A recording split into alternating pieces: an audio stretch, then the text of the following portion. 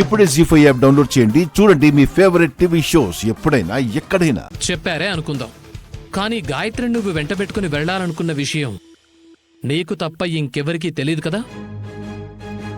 తెలీదు. అది టాలెంట్ అంటే. విశాలాక్షి, ఈ విషయాలన్నీ నీకెలా తెలుసమ్మా? మానసాదేవి ఆలయం గురించి ఎవ్వరికీ తెలీదు. కానీ అక్కడికి ఎవరైనా వెళ్ళి ఏం చేసినా అది శివభక్తులమైన మాకు తెలిసిపోతుంది.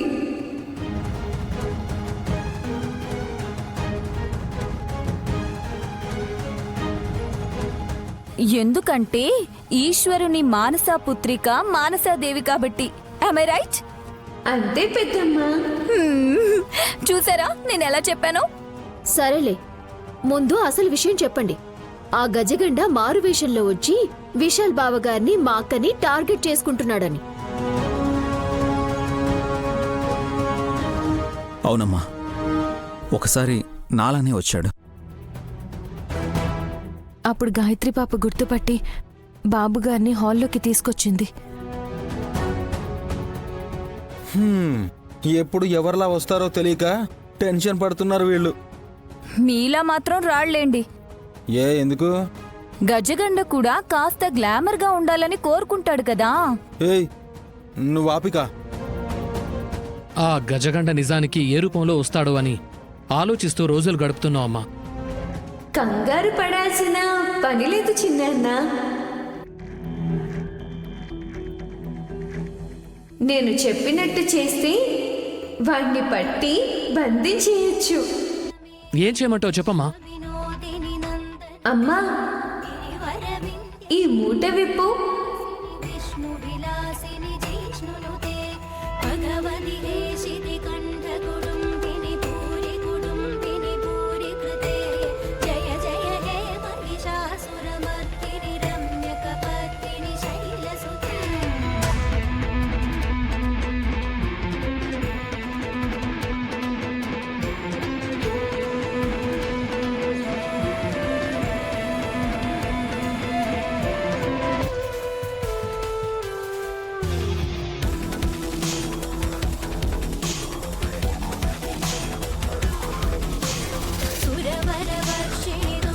ఏంటి ఇదంతా బంగారమేనా?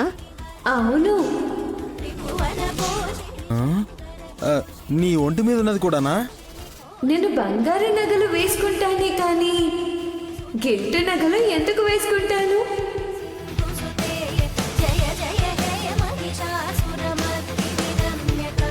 ఇన్నేసి నగలు మీకెక్కడివి? మణికంఠ దగ్గరికి వెళ్ళొచ్చావా ఏంటి?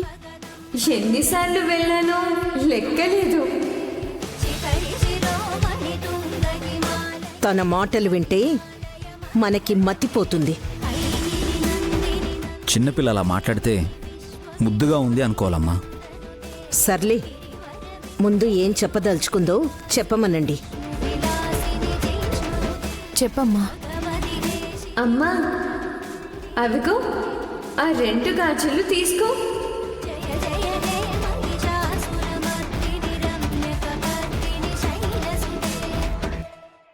జీ5 యాప్ డౌన్లోడ్ చేసి అన్ని ఎపిసోడ్స్ పూర్తి ఉచితంగా చూడండి.